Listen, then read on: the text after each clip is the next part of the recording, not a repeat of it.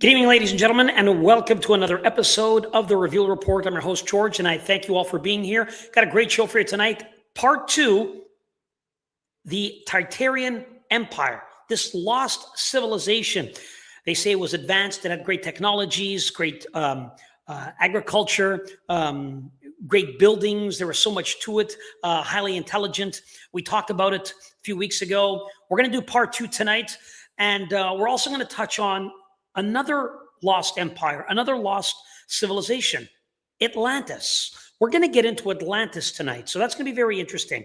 And I'm excited for that show. We're going to be joined very shortly by my co-host, Jesse Zabolder, and of course, our guest tonight and author, Gary Wayne, who, by the way, has another book he's been working on. I'm excited to talk about that, and I think all you guys are going to be excited to hear about his new book. So that's going to be great. Guys, just a few things I want to remind everybody.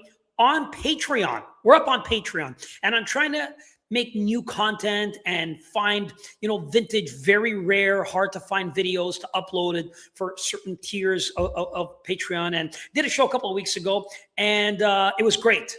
It was Hitler's Occult Obsession, hosted by Tony McMahon, and we went into the Ark of the Covenant. We went into the Holy Grail. He told some stories. A phenomenal report with Tony McMahon on the show, and that's available right now on Patreon. We're going to be doing a lot more exclusive content, of course, in regards to Patreon, because we can't put all our eggs in one basket with YouTube. It's not feasible, guys. PayPal has been a disaster for me, so we're not working with PayPal any longer. However, I am on Cash App right now. So if you're able to send a little something and help me produce this show, to have it on YouTube every Monday, a little bit goes a long way. So go to Cash App, and the link and the info is in the description. It's also in the comment section. I want to thank you so much. And one individual who has started the trend, and so happy, is, of course, Lisa D. So Lisa D, thank you so much, Lisa D, for being one of the first contributors on Cash App, sending something my way and telling me to have a great show and how you love Gary Wayne. Gary, just so you know, yes, you have a lot of fans out there, and they love having you here. So Lisa just wants to say hi. So thank you again, Lisa D, who said a little something on Cash App. Again, if anyone could help out, it goes a long way and helps keep the show here on Mondays on YouTube. Appreciate that. All right, guys, without further ado, let me bring my co-host as we get right into a big show for tonight, Miss Jesse Zabolder. Jess, how are you? Hey, doing well. All right. Tonight, part 2, the Tartarian Empire. We're going to touch on Atlantis. A lot of people want to hear about it, and they want to know more about it, and a little bit of a deep dive. And who best than to have yourself and Gary to come on here and talk about it. So, All right, guys, here he is. I always do a big thing for him because he deserves it. He does such a phenomenal job. In fact, before I even bring him on, I got to say, we're backstage, we're talking, and I'm already, 4 weeks ahead. And I was saying, hey, Jess, the next show I'd love to do about the Mayans, the Mayan culture. Phenomenal topic. Right? The Mayan civilization, the rituals and what they did in the architecture. And I said, Gary, what do you think? Can we do a deep dive? And he said, yeah. And he just starts spitting out things I don't even know. I mean, so much information. I don't know if they were gods, if they were novels, the word, whatever names he was saying, I had no idea, but it sounded pretty good to me. So I'm like, I'm excited now. And we'll do it. We're excited. Ladies and gentlemen, please welcome Mr. Gary Wayne. Gary, how are you? Well, thank you for inviting me back. And I don't think I started talking about any of those names in the Keisha Maya accounts that would give you caution to want to say, because I try and stay away from those in case I pull a muscle in my tongue, because some of those words there are absolutely crazy. Right. Well, nonetheless, very excited, guys. 4 weeks away. Gary's back. Going to be a great show on the Mayan civilization, the lost empire, the lost civilization, whatever you want to call it. We're digging in, so we hope you're a part of it. But tonight, Gary, tonight is a great show. We did part 1 a couple of weeks ago. People really enjoyed it, and I'm talking about the Tartarian Empire. This is a big one, and we got into certain technologies. You even talked about where they came from. You said there was a link to the giants. I said, whoa, hold on a sec. What? You talked about the this group of individuals, highly advanced beings, there was a link to the giants. And I want to touch a little bit more on that because I thought that was unbelievable. But this is a video, again, that goes viral. And a lot of the topics that we talk about here, I'll see TikTok videos, I'll see Instagram, I'll see YouTube videos, and it becomes very popular. And a whole generation of individuals are into it. They want to know about it. So here's a video that's striking a lot of interest. And then I'll get both of you to comment on it. Here it is. They're hiding the true answer to this question from us.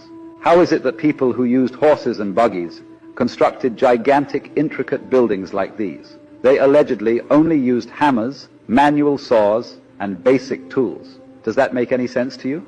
Look at these grand structures and ask yourself, how could they achieve all this with such primitive methods? It makes you wonder if our historical timeline is accurate or completely fabricated to hide something. It gets even scarier. What if the dates on these buildings are wrong? Imagine if that number 1 wasn't a 1 at all. Our history could be off by 1,000 years. This brings us to who could have built these intricate structures. Have you ever heard of Tartaria? Tartaria is a colossal empire that conveniently gets left out of mainstream history. But you can never truly erase history, as many references can be found in old maps and documents. Tartaria was a highly advanced civilization with technology and knowledge far beyond what we can imagine. They have even been credited to have built the Great Wall of China and many of these intricate buildings pictured earlier. Interesting stuff. This is a topic that everyone is interested in. And I'm going to begin with you, Jesse, and get your thoughts on this video and what they're saying about Tartaria and the timeline. Maybe off by 500 to 1,000 years. Interesting conspiracy, interesting theory. Let's start with you. Yeah, I mean, I think the questions we've got to ask are, is there time missing? Is there a cover up? When you really get into the depth of, the study of Tartaria and that missing timeline, or even the questions they're asking, could such grandiose buildings be built with these primitive tools? We all know that how many years would it take to do that? It would be too long. So it gets into a very interesting discussion. And when you get further into the architecture, the connection with altars, the connection with spiritual gates, I think we get our answers that, there's something more at work, more at play than just the physical world and the physical ways in which somebody would accomplish completing such a job, and it gets really interesting. Absolutely agree. Gary, let's begin first with that question. Do you believe our timeline is off by 500 to 1,000 years? That's just a theory, just a question. What are your thoughts on that? Yeah, no, I don't. It's an arbitrary theory to promote a preconceived conclusion on things. Yep. And so the larger premise is a little bit more interesting, though, is in terms of some of the structures in the cities and how our history sort of unfolded. Certainly before the Roman times, the Romans had terrific technology dealing with primitive, not skills, but tools, I guess. And they also invented cement and stuff like that, that also helped in terms of things that they did. But they did things like the aqueducts and things like that. They were way ahead of their time. What I would suggest, though, when people are looking at this sort of Tartarian idea is take a step back, understand that propaganda comes in so many different ways and forms, but to say, okay, is there a Tartarian empire? And the answer is yes, there is, but it isn't quite the way it gets presented to you. So we have a Tartarian empire that goes back before the flood. And with the giants that escaped, that were originally the builders of some of these great civilizations before the flood, they're put into Tartarus. And then in their belief system in polytheism, and mostly Greek, where we get a lot of these accounts, but we see the manifestation in other cultures, they escaped from Tartarus. That's where Tartarian comes from, like the Tartars. This is all connected to the same sort of etymological root into Proto-Indo-European or Aryan, which is the language of the giants and the will culture of the religion of the giants. So we have a period early before the flood that's Tartarian. We have a few periods where these civilizations rise to great power after the flood, and including Tartaria would include as far into history as the Mongolian Empire. And the Genghis Khan takes their history back to the Scythians in Asia Minor. And one of the common traits of following the Tartarians or the giants is that you have unusual technology, unusual weaponry, and unusual affiliation with horses and riding on horses as weapons of war. The Scythians were masters at that. They introduced the chariot. They're the ones who pioneered putting iron into the chariots and the weapons. And all of this goes right downstream into the Scythians that are moving into the Ukraine as the Tartars to set up Moscow. And of course, with Genghis Khan and the Mongols, who are experts on those horses and the same type of weaponry. And the mythos with Genghis Khan is that he takes his bloodline back to King Og out of the Bible.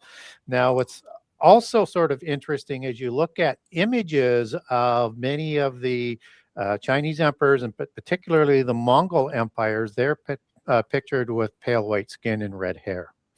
Really? Yeah. Interesting. Okay. So the point is we have to not just look at a picture, but we have to understand the history as it is. Is it possibly altered?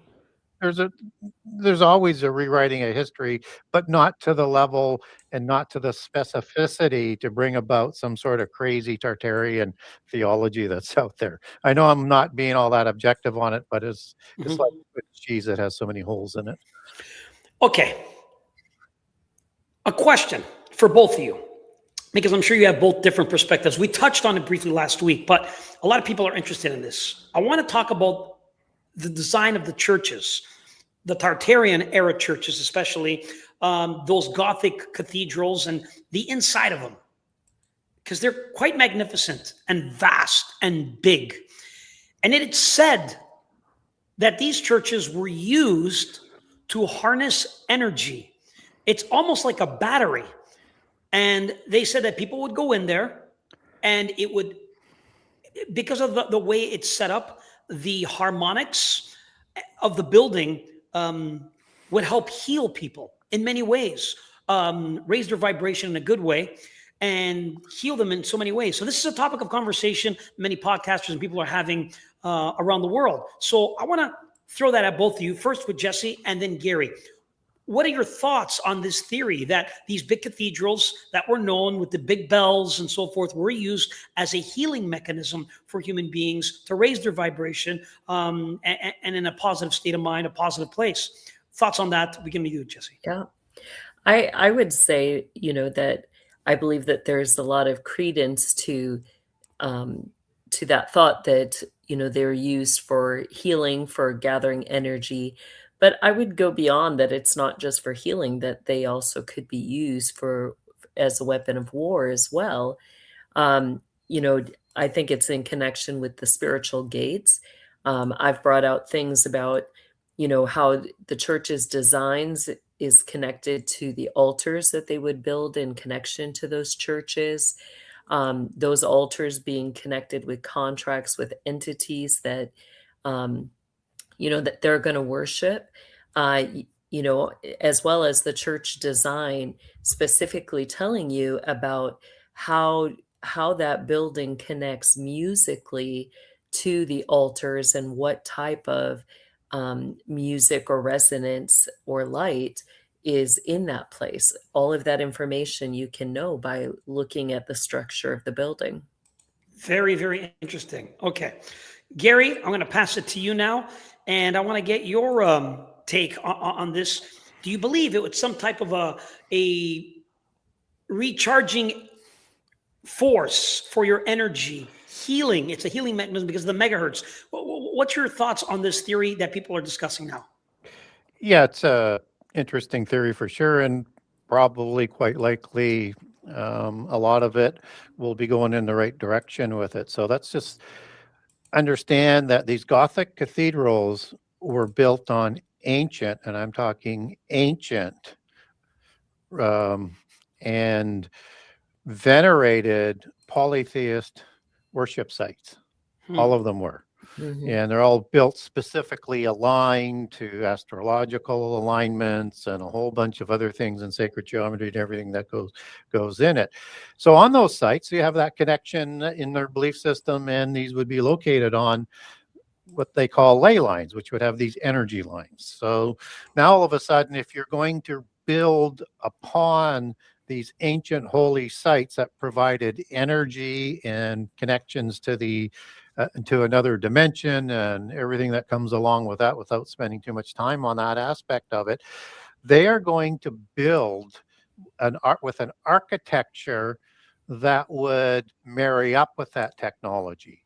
And so that would include technology of sound as well. So this technology, as we talked about in the first Tartarian show, comes back from the Middle East after the Templars excavate underneath Jerusalem. And this is the knowledge that is passed on to Solomon and the builders, who are taught in this building craft by those who have been disciplined and initiated and brought up with this ancient building technology from the king of Tyre. And the king of Tyre and their builders inherit that from the Dionysian builders, who have inherited the ancient building knowledge from before the flood. So now you've got the history of this technology coming back and absolutely revolutionizing architecture in Europe. And some of these facilities took well over 100 years to build. Wow. Because they didn't have the weapon. So if you follow the history of the locations, but they're all polytheist in the decorations as well. Yes. And so this is not honoring the God of the Bible. This is honoring the great architect of the universe with this type of structure. And that the powers that they're trying to harness they're able to now build this with getting light into their cathedrals, because with the other types of facilities, you'd only get light coming in through the doorway and with candles in there. Yes. So they use flying buttresses, or like flying wings. It's kind of an imagery of the knowledge from the fallen angels. And they're able to do stained glass with taciturn stories and stone to honor things. And then you have these marvelous arches because of the flying buttresses that can support them. And these have extraordinary acoustics. So you don't have to talk loud in there, because this has that ancient technology that they used to use in their gathering sites to be able to amplify with the natural sort of surrounding or the building surroundings. And these have like fabulous locations to altars, like the altar of Zeus as you go up the steps, and all sorts of imagery that are around it. So technology of the sound, technology of music that's played with the sound, all is part of the extended technology of the energy that's coming up from the ley lines that is interdimensional sort of connections. So you can imagine that they had thought they might even over time tap in with a development of technology that we're just getting to today that could be placed within those types of facilities and take it to a level that is way beyond what we have today. Wonderful. Thank you so much for that answer. Gary, there's so much secrecy with these things. I don't know why they don't share the information with all of us. It is kept secret. But then again, it's what you just said. It harnesses energy in a good way and also a negative way. Like you said, other people have taken that based on ley lines. We've touched on ley lines. We've discussed portals. Certain areas, ladies and gentlemen, certain areas around the world are going to have power to them based on where they are. You've seen this on Ancient Aliens. You see it on the History Channel. You've seen this in occult practices. Cobra's trying to tell me it's all online. Very nice, Cobra. Thank you for sharing that with us. I'm so glad, because without you, we wouldn't be able to do a show. So thank you, Cobra. We need to send you a check for your collaboration and information. Yeah. Folks, listen, some people, I have to say, guys, I want to pivot from that to Atlantis, because Atlantis is a place drenched in secrecy. We do, but we don't know. And there's been a major, hype around Atlantis, and people want to talk about it. They have a movie in Disney in regards to it. Disney calls it Atlantis, the Lost Empire. I haven't seen it, but Jesse, I'm sure you're going to talk to us Yeah, about it. I've watched it many, many, many times. It's actually really good. There's also a particular individual always associated with it, Poseidon. Mm-hmm. You know, Atlantis is the topic as we move into another lost civilization. Jesse, let's begin with you. What are your thoughts on Atlantis, what they say about it, and the movie itself? Yeah, there's a lot of different theories about it. In the movie, they kind of make it a discovery thing that you have individuals who are going out. They end up, coming by chance into Atlantis, and then, it gets into some of the technology. They bring out things like, even on the cover, you see the woman there is meant to be, kind of in context, a queen of Atlantis.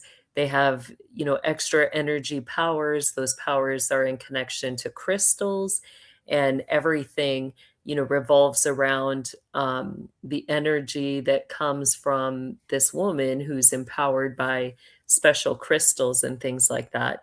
So you get a lot of those theories with Atlantis that, there was a technology that, was not of this world, that gave them the ability to have all sorts of flying machines or special, machines that, weren't powered by anything except the crystal or energy of some sort that they could use to get through the water.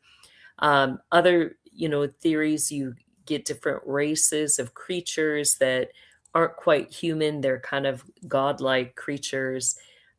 Some theories will get into, bringing in more of your water type creatures in connection to Atlantis, your sea goats, your mermaids, other things like that. So there's a lot of interesting theories out there about Atlantis. Okay. Gary, we're going to pass the torch to you, my friend. What is your thoughts? Just a brief overview before we get into specific things about it. But what is your thoughts on the lost city of Atlantis? Do you believe it existed? What are your thoughts on this? I think there's a very strong likelihood that Atlantis had existed, an antediluvian city, because it's destroyed in the flood accounts. And you have Poseidon, who you talked about, who has this relationship with Clymene to produce 10 giant kings. So it goes back to the Tartarian original age as you start to link the giants into it. And they're thought to be, out of this race, mostly red-haired and blonde-haired giants, hazel-eyed and blue-eyed and pale skins. These are the Aryans that Tula or Thule is based on, whether it's a separate island or it's the Atlantean with a vernacular name to it. So Atlantis comes down to us in the most vivid sort of level with Plato. And Plato wrote Timaeus and Critias, where he gives us this, and he gets the information from Solon, who had traveled to Egypt to learn from the Egyptian priests who had the story of Atlantis written on a column, and it was translated, or he had translated it if he knew the language, and wrote it down and took it back to Greece. And in that Atlantean empire, this was an empire where the gods walked amongst us. So like the days of Noah, as we understand that. And that these were ruled over by 10 demigod kings, because this was a world empire in the golden age, in the first time, that was trying to bring about a world government under the Atlantean universal mystical religion. And that this technology had advanced. This part here is not coming from Plato, but other sources in terms of writers and other cultures, is that they had a technology that stemmed from the gods that was beyond what we have today. And so that's why the new Atlantis is what they're trying to rebuild in the new age, and in the counterfeit sort of millennium that comes with the new age promise that they're trying to convince people of, that you should go that direction. So Atlantis is likely real, and that it has a connection to resettlements after the flood as well. So, because there's survivors from Atlantis, some people say those 7 sages that start civilization after the flood, both in Central America and Egypt and in India, were seven gods. Some people say 7 sages, as in humanly priests, but then there is an order of 7 as well. But for the 7 sages are generally known as gods like Osiris or Quetzalcoatl and gods like that. So as I say, there's way too much information and way too many versions of the Atlantean story in the past to be just a myth, because you can't have a worldwide myth from a logical and a mathematical perspective of civilizations that were supposedly not communicating with each other. So there's a history there. Yeah. Man, that's a lot to unpack here, guys, in regards to Atlantis. Let's talk about some of the theories. Where do you guys think Atlantis could be? If it was to be anywhere in the world, some people already, I've seen videos and so forth. It's hard to pinpoint because they have theories. They found, these underground cities or places, sculptures underwater, some places off the shore of China or Japan, I believe, the east. And there's other parts as well. But I'm curious, Jesse, your thoughts first. Where do you think possibly Atlantis could be here? Yeah, I would probably put it, that direction, maybe beyond, in places beyond that we don't put on our globe. But there, I definitely would agree that it's underwater. And, I think that was part of, that it was a area that was sunk and purposely put underwater by the Lord. There's others, that are going to kind of put it, in some other places, but I think that, there isn't real credence for that. I think, as you were saying, kind of west of Japan is the most popular, I would say, that people define it being in that direction. Gary, from what you researched, just off the top of your head, from what you think you've pieced together, where could this possibly be, this lost civilization of Atlantis? The reason why it's so confusing is most people are looking at different aspects of Atlantis. So first of all, there's 10 kings over 10 separate empires of Atlantis. So the home place of Atlantis is located outside the Pillars of Hercules, that was understood in the ancient world as sort of west of Spain and North Africa. But because you have North Africa that's part of the original 10 empires of Atlantis, you're going to get Atlantean markers there. You're going to get Atlantean markers within the Mediterranean because it's recorded and part of and closely associated with, and they will even war with parts of Greece. So it's got an association with Greece. So now you're starting to get into the Mediterranean. You have locations in South America and Central America for the Atlantean Empire. You have Ireland and Britain in the north. You have into Spain and into Portugal locations. So when you start to look at the size of this, we're going to see locations all over the place that will keep people sort of moving in different directions. So somewhere outside the Pillars of Hercules, I'm fine if it's just off the coast of Spain. I'm fine if it's in the Gulf of Mexico. And then there's some interesting theories out there where people will say that during the flood, there was this sort of shifting of the Earth's crust that sent it down to Antarctica. Typically, that's not where the ancients put Atlantis. That would be maybe closer to an older civilization that sort of came to a name in the last few hundred years called Lemuria, according to the polytheists. But the main cultures that were described in the time of Atlantis would have been Mu, which is thought to be more in the Pacific and towards India and Southeast Asia. And you would have also have had Sumer, and you would have also had the Greek by implication through the Greek accountings of Plato. So those would be the major four, but the typical number is about 7 great empires that were before the flood. Although I'm fine with 4, I'm fine with 7, and then in some accounts as we get downstream in literature and stuff is 9 or 11. So not a consistent number, but we also see a lot of cities associated with these other civilizations, whether or not it's Dwarka, or whether or not it is Nan Madel, whether or not it is, places like, Yit Yam or Petra.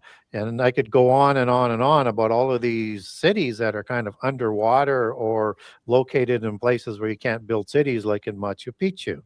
And these are all ancient, and these are all antediluvian from the original sort of Tartarian empires. Can I ask a question off of that? Do you see Atlantis and, like I've seen somewhere they separate Maria from Atlantis, but would you propose that maybe those are one big chain together, that they're connected to the same thing, or do you believe that they're separate? I can't find a record of Lemuria in the same sort of understanding of multiple civilizations. Lemuria, from what I have found, and again, you have to really get into occult sources deep into it to know how they come up with this. But Lemuria seems to be, in that thought process, was the original civilization that seeded the other 7 civilizations. There we go. Great. Thank you. Yeah. Guys, now you talked about the 10 kings. You went into that. Very interesting. But I want to touch on Poseidon a little bit.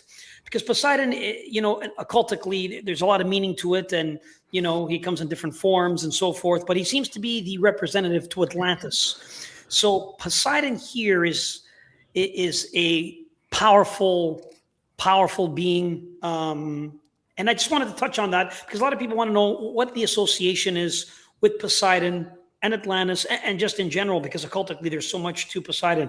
Jesse, I want to begin with you. What are your thoughts on why this association is with Poseidon and Atlantis? Yeah, I think it's because he's seen as I would say an entity with that presence of headship and rulership over water. In my opinion, I believe it has to do with contracts, authorities that were given. As you see the fallen angels and, them mating with the women, creating these demigods, they're all given certain jurisdictions or authorities, places where they can exert their authority. And he was one that his authority is connected very strongly to the waterways and anything connected to that. I would even put him under, authority of Leviathan overall. But I think, that you're going to see a lot of water cities or anything connected to the water being under his power and his authority. Okay. Gary, I'll pass the question to you. What do you think is the connection with Poseidon and Atlantis as the guy who runs it or rules over it? Well, he's the one attributed to being the one who creates the 10 kings to rule over the Atlantean Empire through his consort Clymene. He is the god of the sea. The god of the sea.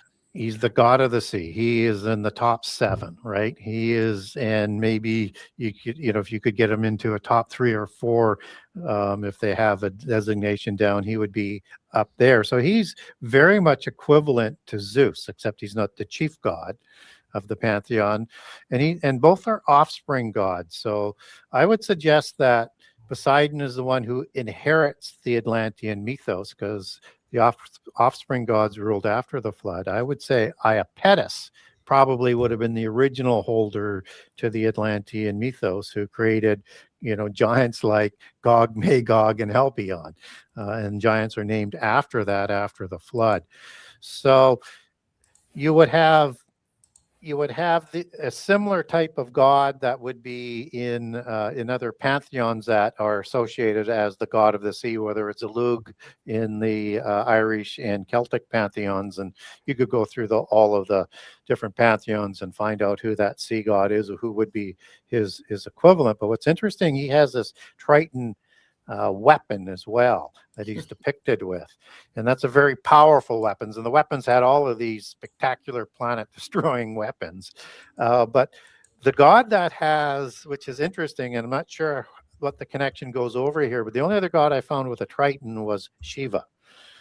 Shiva. Yeah, and typically I would associate Azazel with Shiva, but Azazel fits better as Zeus or Baal. So there's a bit of, I'm not sure how Shiva comes together. It seems to be built upon sort of a lost name of a god before the flood, and it almost is like a composite. But anyway, Shiva has a Triton.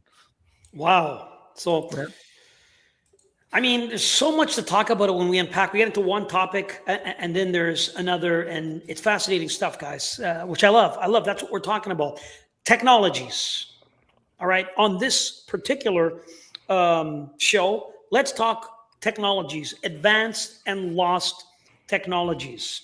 Again, we go back to the Tartarians, and because there was talk of possibly phones, tons of videos. We've seen electric scooters. I haven't just uploaded some of these videos because there's so many that I've seen. Electric scooters, telephones. I think I played a clip on the after show on Patreon on the last one, where these two women went to a piece of metal, which is a fire hydrant. They put some wires and they're able to communicate with a phone. So there was advanced technology 50 years ago, 60 years ago. It vanished. Now it's starting to come back. I just want to touch on that timeline. We don't even have to go back 2,000 years, 1,000 years, 500 years. Let's just talk about that right now. Because that's the interesting part of it, I mean, if you want to touch on it, if you're able to go back that far and discuss what you might know on that, sure. Well, you almost get more of like a advanced elemental like what? Energy. Like you get your crystal-based energy in some of those theories, your firestones. You're going to get like special stuff with metals, where the metals that they used were energized in their weaponry. So you get some of those things, as well as like the telepathic communications. You get even flight, or you get, special forms of being able to breathe, go from, I don't even know what you would call that. Like they're able to go from oxygenated earth on land to being able to breathe underwater, so you get all these different forms of metaphysical as well as elemental technology, or, specifications to their bodies that we don't have those things now. Okay. Gary, let's touch on that. She talks about certain aspects of technology going back years ago with metals and so forth. The only thing that I can do is discuss on what's most recent with this. I know, for instance, canes. If you remember canes had a metal piece at the bottom of it in the past, made of wood, a type of wood, and then metal at the top, which was used, they say, to energize you. To give you energy, like you're a battery, to connect you with the ground, with the earth. But now it's plastic. Now it's a plastic cane with a plastic bottom and a plastic cover. The metals have vanished, whether it's copper, brass, stainless steel. So that's one thing on a modern side when you're discussing, let's say, metals. They would use these metals.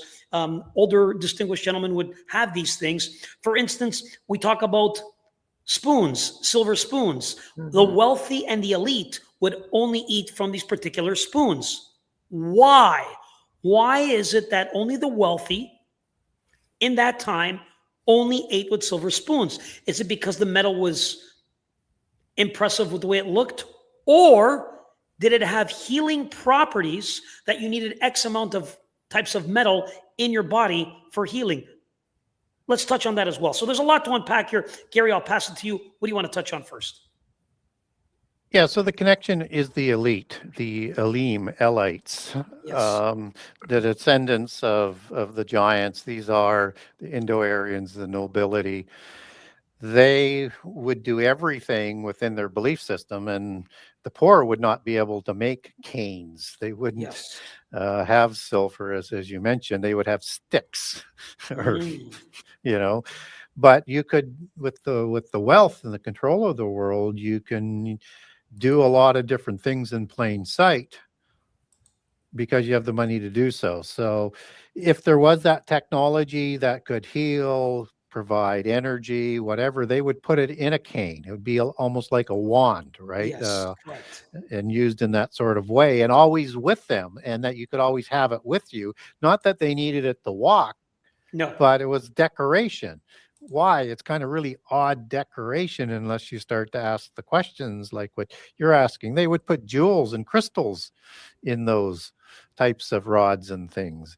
And this is an understanding of the ancient rod of rule for the elite, and that had special powers, and that these weapons could channel energy, just as you have this weapons like tritons and all these fabulous weapons of the gods that could do wonderful things from these different types of things, whether or not it's Thor's hammer or whichever one that you want. The demigods had weapons made by the elementals, and specifically the dwarves, and particularly as you see that sort of come out in the Lord of the Rings, and they could make technological weapons for them. And elementals are also recorded in the Bible in Galatians and Colossians. Colossians, it's translated KJV as rudiments, but both go back to the same word, elementals, which help enslave us in the world. That's a group of beings in the occult. So yeah, these types of things that they were utilizing had a purpose. Not only would it show they're wealthy, but they also for control and power. So within the occult, silver can be used for different kinds Yes. of weapons for different types of spurious creations. So for example, werewolves apparently in the mythos have an affinity, they don't take to silver well. So you would, go after them with a silver bullet, right? And so that could be so that they would know that they wouldn't have any of those types of beings around them because they couldn't eat with silver. But if it has the power to be harmful to certain types of beings, it would have other powers as well. And for them, if it was their favored metal, then you would think it would do things that would help prolong their life or make them healthy or to heal, is what you're talking about, to replace those aspects that were lost from the original Nephilim and Rephaim, who could heal themselves and heal others naturally. It's a lost art. It may even have the ability for some low level of telepathy, which they also believe that they had at one time. So now I'm speculating here because I don't have evidence that that's what they're using for, but why does it end up as being silver, not gold? Yes, correct. You would go to the most precious metal for that. And the reason is they're used for different purposes within the occult knowledge. So we discussed last week in the after show about metals and the power of iron and how iron is used in the metal gates at a cemetery. When you go to a cemetery, you'll have these big iron gates. That, interesting enough, has occultic meaning, has a lot of information, the iron gates. They say that it wears off the spiritual realm. It blocks negative energies. This is why it's at a place like with a bunch of dead people. I'm sorry to say that's what it is, a cemetery. But during during certain rituals and magic, they don't want any iron around. It affects the summoning, the ritual aspect of it. So again, Jesse, you touched on metals anciently. We haven't even touched on technology. We're just Yeah. touching on the power associated to metals. And Yeah. the elites, as you know, they know this. Well, you get That's it why so many places. I mean, not just in the graveyards or the cemeteries. I mean, they would put it into the design of the doors going into the churches. You would see it, in their homes. You would often see like, elaborate ballrooms or areas that you're going to go into the house, gardens, that where they've got these big, massive iron gates. You see that iron everywhere in Sorry. connection to spiritual gates. Again, you made a perfect statement that we should touch on. I want to get because again, we're pivoting a little bit, but this is phenomenal because I want to get your theory here, Gary. These gates I talked about at a place where people are buried, and Yep. now you've mentioned that the elite and their homes also have these metal gates. Yes. How Yes. interesting. They also have those gates. Okay, now Yeah. we're on to something. Gary, So, thoughts on this? so to protect or to imprison, Yeah. dual purposes. So the iron is melted in that belief system originally with the gods, like the gods of would be in the underworld, like with Hades Yes. or Vulcan. And that's where you get these gates that are protecting, blocking, whichever way you want to look at it, to get into Hades or Sheol. And just sort of roll that sort of forward to where else it's going to be located. So there's an ability to stop certain beings from either having their power or for being able to cross that threshold. And again, it could be a division within the types of beings, but probably more to control the preternatural kind of like powers that they would have. You also will have, in some aspects, you'll have these metal masks put on royales and vampires to control them, right? Yeah. So it has that sort of ability to do that. Now, I'm not an expert on this in any sort of stretch of the imagination. I'm only piecing things together, but it's the gates to Hades. And if it's in a cemetery, it's associating with the dead. And they don't want those spirits to be able to get out of the cemetery. This is incredible stuff. Again, the power of metals. We were going to touch on, the advanced technologies. We're not even anywhere near that because we're still stuck on metals. Again, the power of silver used in canes. Silver is used in silverware for the elite to eat. Silver is used in many different things. In fact, copper, I know in Europe, and this is the thing that I've researched, copper bowls, pure copper bowls, you're to put your water in. I don't know if people know this, but when you put your water into a pure copper bowl, place it in the fridge, and then you pour a glass of water, the attributes that are in copper go into that water and go into your body for healing. It helps you. It heals you. It gives you vitamins. It gives you a particular type of copper that you need. The ancient know that certain parts of Europe, the Middle East, still use copper. What the one important thing for people that are learning about this is don't go to Amazon and try and find a copper pot all the time because it's going to come up from other places like India, so forth. You can't track its source. It's not 100% copper. You want to get as close to it as possible, that purity effect for its natural health benefits. We've touched on silver, iron, copper. This is incredible. Metals, ladies and gentlemen, even for coins, metals. There's a part of it that's so powerful. So it's not just a structure. I mean, it can be of just the elite because they can afford it, so they have it. But there's other aspects to it. I'll let you guys have a closing moment in regards to the power of metals before we move on. Jesse, we'll go with you. Yeah. So I think an important thing to understand with that too is that, your metals have a certain frequency. That frequency is going to align very high, and that's going to align with your mind. And so, it's all in the balance. They know that, if you have too much metals, that's going to, suppress your spiritual acuity. That's going to suppress your spiritual senses and shut those off. And when you look into mental health treatment, what do, most of them use in the older days? It was all of the metals, the lithium.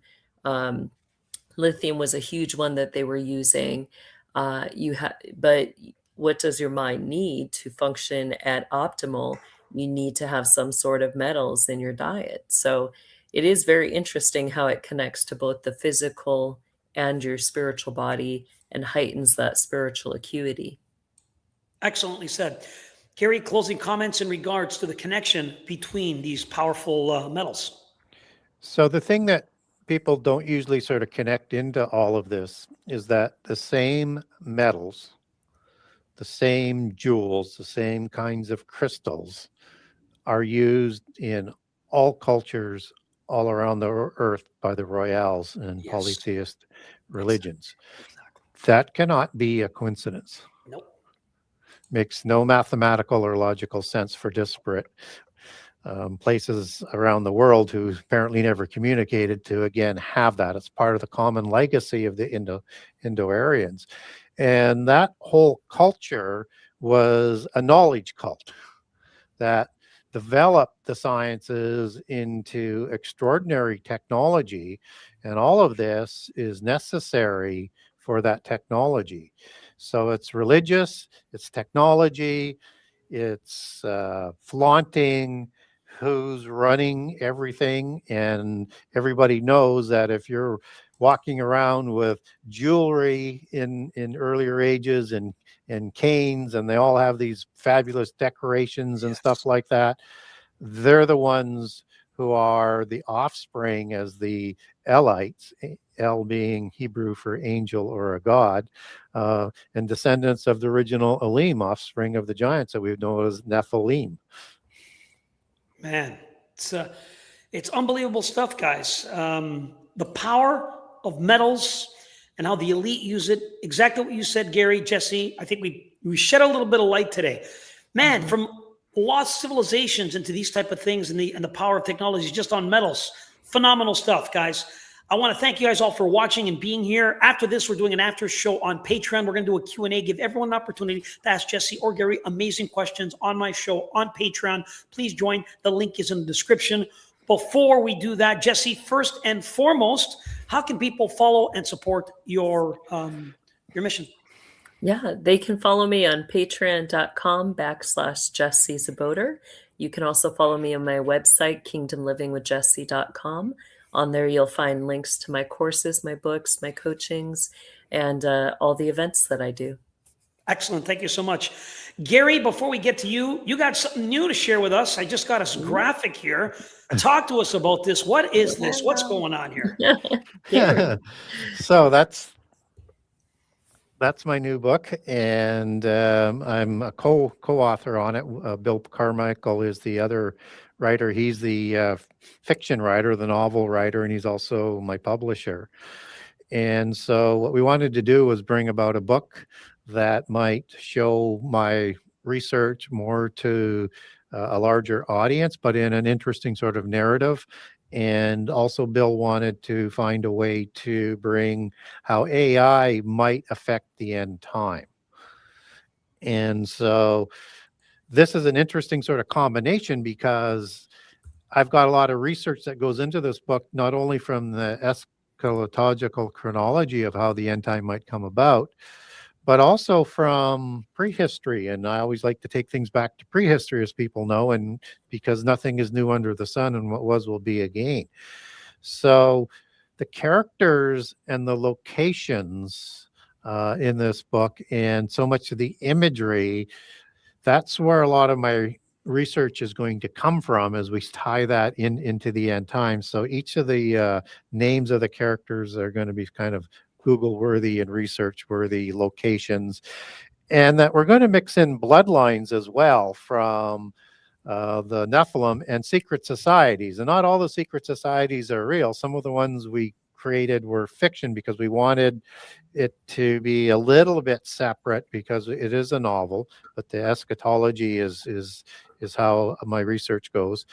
But we also wanted it to be a little bit more, let us do a few more things with a specific secret society, like one of the groups is called the Black Root Society. So, and that in itself is going to have a lot of imagery start to come up as you start to dig into the Black Root Order. So, but again, the Antichrist character, has a name again, Darian Mirza. Both names are interesting when you do the research on that. And then, as I said, we give them a profile and we create a way of how all of these things come together. And we also will show a way, like, how do you take the throne room scenes to the earth so that people know what is happening? And so that, again, we do our own fiction, but we try not to add on to revelation. We're just showing, our idea of how that might happen as well. So it's the first part of a series. This will take us through to the end of the third seal. Wonderful. Thank you so much. Guys, for myself, I want to thank you all for watching. Appreciate all love and support. One last thing. I forgot to say, and I've got, on the weekend, I got it up on my website, so pre-orders are available. Beautiful. So you go to buy page 3 for the Primo conspiracy on the buy pages, and then if you wanted to buy some other books with it, like book 1 or book 2, go to page 5. So I have 5 buy pages on there.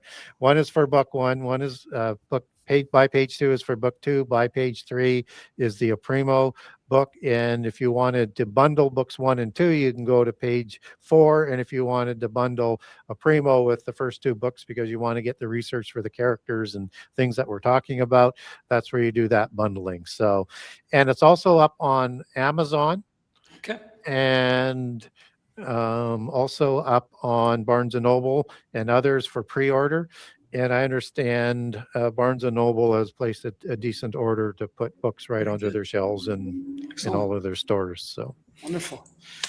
Guys, there you have it. Once again, I want to thank you guys for watching. After show coming up next. I hope you guys all tune in. Join. The link is in the description.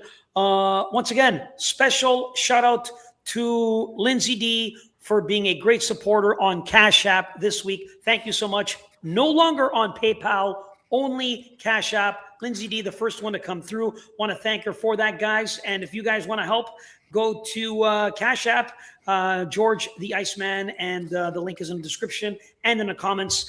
I want to thank you guys all for watching and joining. On behalf of Jesse Zabolder, Mr. Gary Wayne, and myself, thank you all for watching. Hope to see you on the after show. If not, we'll all see you next week. Have a great night. God bless.